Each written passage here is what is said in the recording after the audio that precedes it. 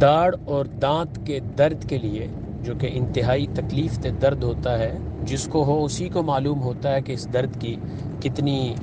طاقت ہے اور کتنی اس کی تکلیف ہے۔ بہرحال اس کے لیے